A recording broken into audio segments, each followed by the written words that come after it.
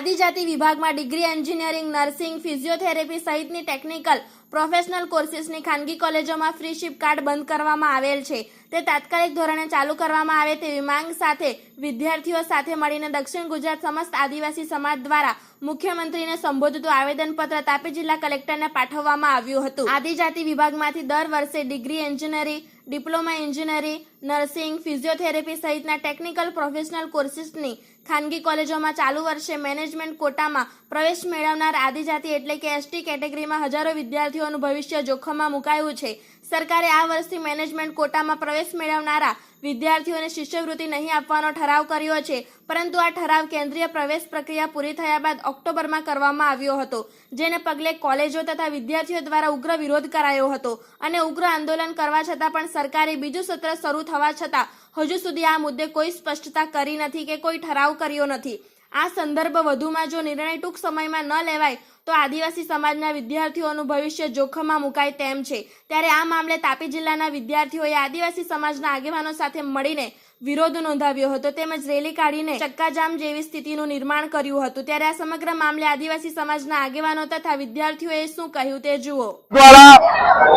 આદિવાસી અને એસસી સમાજની post metric શિષ્યવૃત્તિ બંધ કરી દેવાના વિરોધમાં આજે તાપી જિલ્લાના વ્યારા ખાતે બિરસા મુંડા સર્કલથી કલેક્ટર સેવા સદન સુધી રેલી કાઢી મોટી સંખ્યામાં વિદ્યાર્થીઓ ઉપસ્થિત રહ્યા.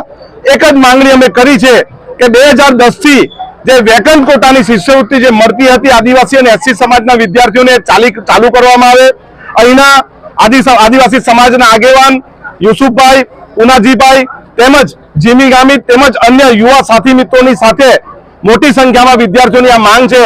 જો અમારી માંગ ન સ્વીકારવામાં આવશે તો 26મી તારીખનો મુખ્યમંત્રીનો રાજ્ય કક્ષાનો જે કાર્યક્રમ છે એ કાર્યક્રમમાં અમારા વિદ્યાર્થીઓ સપરિવાર પહોંચશે અને પોતાની માંગણી અને લાગણીની વાતો કરશે. આનંદભાઈ, બિરસા મુંડા યુનિવર્સિટીમાં આદિવાસી અનામતની સીટ નથી આપવામાં આવી છે, ભરતી કરવામાં આવી છે, એ બાબતે 17 તારીખે 17મી જાન્યુઆરીએ જે જાહેરાત કરવામાં આવી, જાહેરાતમાં બિરસા મુંડા ટ્રાઇબલ યુનિવર્સિટીમાં એક પણ એસટી કેન્ડિડેટને સ્થાન આપવામાં આવ્યું નથી.